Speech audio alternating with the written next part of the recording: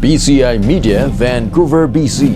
It's Thursday, April 6th. Welcome back to the new PCI Daily News Roundup brought to you by CanadianInquirer.net, where you can browse for the latest news development with complete stories anytime. I'm Manny Noel Abuel. Thank you for joining us. We have the latest news development. In the news, government and Reds sign joint ceasefire agreement. The panels representing the government and the Communist Party of the Philippines sealed a deal to implement a joint ceasefire on Wednesday. This is a big step towards creating a comprehensive settlement to end the 48-year-old conflict. The parties are now looking forward to concluding and to discuss the draft of the comprehensive agreement on social and economic reforms which aims to address the cause of the armed rebellion.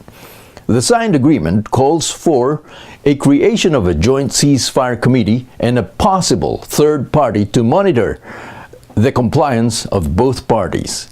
Both parties also agreed on the release of the first batch of political prisoners. The guerrillas will release 4 soldiers and a policeman, while the government will release 23 political detainees.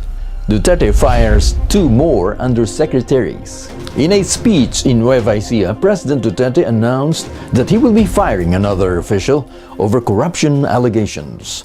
According to Agriculture Secretary Emmanuel Piñol, the one who got the boot was Undersecretary Maria Chiara Helman Valdez of the Office of the Cabinet Secretary.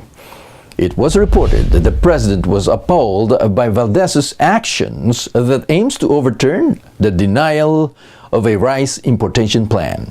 He said that he couldn't understand just why an official would push for irregular rice import that will definitely affect the income of the local farmers.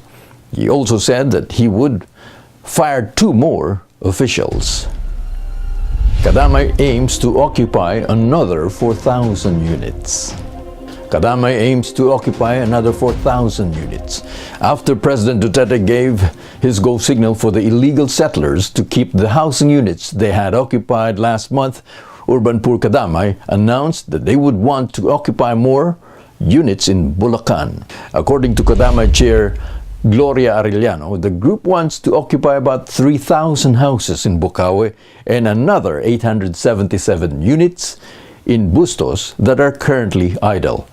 Arellano also mentioned that there are about 20,000 people who took more than 5,000 houses in Pandi and in San Jose del Monte.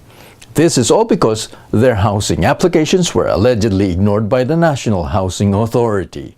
The group is aiming to have a dialogue with the president in order to get his approval on this plan.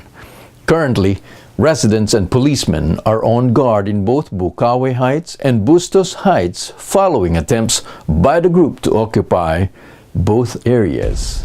And that's the roundup news for Thursday. I'm Manny Noel Abuel. Thank you for joining us. We'll see you again tomorrow.